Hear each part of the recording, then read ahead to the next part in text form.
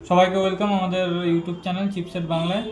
আজকে আমাদের সামনে একটা ব্লোয়ার আছে। তো এই ব্লোয়ারটার সমস্যা হচ্ছে ব্লোয়ারটা দিয়ে এয়ার বাড়াচ্ছে না, ব্লোয়ারটা দিয়ে এয়ার বেরোচ্ছে না, কিন্তু হিট ঠিকঠাক হচ্ছে।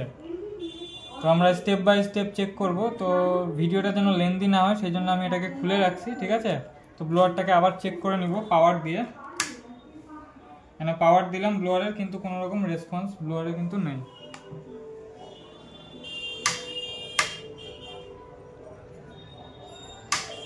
এখানে আমাদের হিট হচ্ছে বাট এখানে কিন্তু কোনো রকম এয়ার আমাদের বেরোচ্ছে না, ঠিক আছে। তো আমরা স্টেপ বাই স্টেপ চেক করব।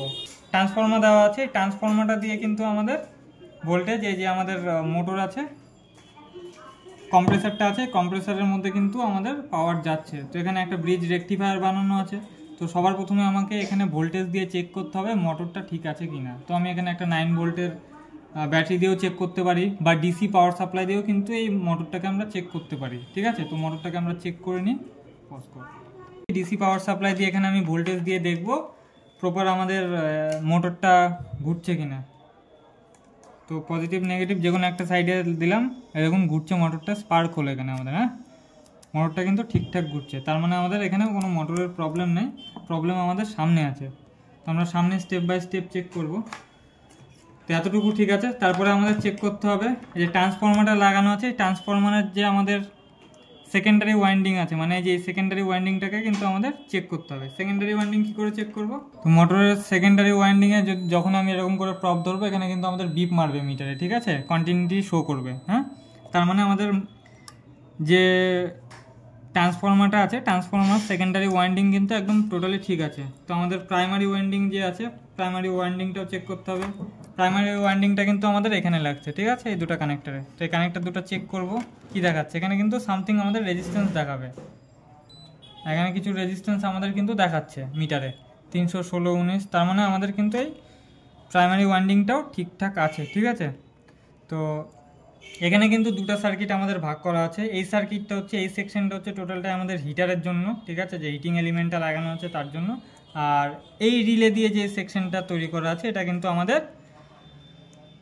মানে এয়ারের জন্য, এয়ারটাকে কন্ট্রোল করার জন্য এটাকে ইউজ করা হয়। আর রিলেগুলো ইউজ করা আছে, এখানেও একটা রিলে, এখানেও একটা রিলে। এই দুটো রিলের কাজ হচ্ছে অটো কাট অফ করা। মানে এই ব্লোয়ারটা আমাদের কিন্তু অটো কাট হয়ে যায়। অটো কাট মানে কি, যখন আমি ব্লোয়ারটা রাখবো তখন কিন্তু অটোমেটিক কাট হয়ে যায়, মানে বন্ধ হয়ে যায় অটোমেটিক। তো এখানে আমাদের একটা ব্রিজ রেকটিফায়ার বানানো আছে, ব্রিজ রেকটিফায়ারটাকে চেক করব স্টেপ বাই স্টেপ। প্রত্যেকটা কম্পোনেন্ট আমরা কিন্তু চেক করে নেব। তো প্রত্যেকটা এখানে যতগুলো ডায়োড লাগানো আছে, ডায়োডগুলোকে একবার চেক করে নেব, ঠিক আছে, কন্টিনিউটিতে দিয়ে। এক প্রান্ত থেকে আমাদের বিপ মারবে, মানে এক প্রান্ত থেকে আমাদের ভ্যালু দেখাবে, আর একটা থেকে কিন্তু আমাদের ভ্যালু কোনো রকম দেখাবে না। এই ভ্যালু দেখাচ্ছে ভ্যালু চেঞ্জ করলে কিন্তু কোনো রকম ভ্যালু দেখাবে না, ঠিক আছে।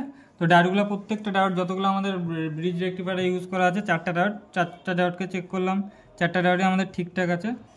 তো আমাদের যে ট্রানজিস্টারটা আছে, এই ট্রানজিস্টারটার আমরা শর্টিং চেক করব, ঠিক আছে। তিনটা প্রপ কোথাও থেকে যেন কারোর যেন শর্টিং না দেখায়। শর্টিং চেক করলাম, শর্ট কিন্তু দেখাচ্ছে না। তারপরে যতগুলো আমাদের এখানে পিএফ লাগানো আছে, পিএফগুলো শর্টিং চেক করতে হবে। তো এই পিএফ শর্টিং চেক করা আমাদের হয়ে গেছে। দেন এই যে এই পিএফটা, এটারও শর্টিং চেক করছি আমরা। অলমোস্ট প্রত্যেকটা কম্পোনেন্ট কিন্তু চেক করা হয়ে গেছে। এখানে যে ফল্টটি যে বেরোচ্ছে সেটা হচ্ছে আমাদের এই যে রিলেটা আছে, রিলেটা কিন্তু আমাদের ফল্ট বেরোচ্ছে। হ্যাঁ, এই যে এই রিলেটাকে কিন্তু আমরা চেঞ্জ করবো এখন। তো আপনারা কীভাবে রিলে না চেঞ্জ করেও কী করে এটাকে ঠিক করতে পারবেন সেটাই দেখাবো, ঠিক আছে। তো এখানে আমরা যেটা করব সেটা হচ্ছে, এই যে রিলের আমাদের কানেকশান, এটা হচ্ছে আমাদের কমন পয়েন্ট। এখানটায় আমাদের 12 ভোল্ট আসে, আসার পরে কী হয়, এটা হচ্ছে নর্মালি ওপেন, এটা হচ্ছে নর্মালি ক্লোজ। তো নর্মালি ওপেন থেকে নর্মালি ক্লোজে কিন্তু ট্রিগার হচ্ছে না। 12 ভোল্ট এখানে আসার পরে কিন্তু নর্মালি ওপেন থেকে নর্মালি এখানে ট্রিগার হচ্ছে না। তো আমরা কি করব, এখান থেকে এই পর্যন্ত একটা যদি জাম্পার করে দিই, তাহলে কিন্তু আমাদের এই রিলেটা চালু হয়ে যাবে। কিন্তু এটার একটা প্রবলেম থাকবে, সেটা হচ্ছে যে অটো কাটটার যে হতো, মানে অটো কাট যে এয়ার এবং হিটটা বন্ধ হতো, সেটা কিন্তু বন্ধ হবে না। তো চলুন আমরা জাম্পার করে দেখি এটা হচ্ছে কি হচ্ছে। এটা হচ্ছে আমাদের কমন, ঠিক আছে, এটা হচ্ছে আমাদের নর্মালি ক্লোজ, এটা হচ্ছে নর্মালি ওপেন। তো এই কমন পয়েন্ট থেকে নর্মালি যে ওপেন পয়েন্ট আছে, এখানে আমাদের জাম্পার করতে হবে। তো এখানে আমাদের সোল্ডারিংয়ের জায়গা আছে, এখান থেকে আমরা জাম্পার করে দেবো। জাম্পার করে একবার চেক করে নেব।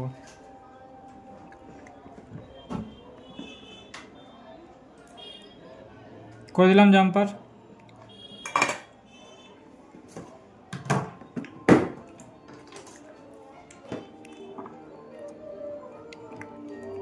ব্যাস, এবার আমরা চেক করবো এয়ার ঠিকঠাক বেরোচ্ছে কিনা। হ্যাঁ,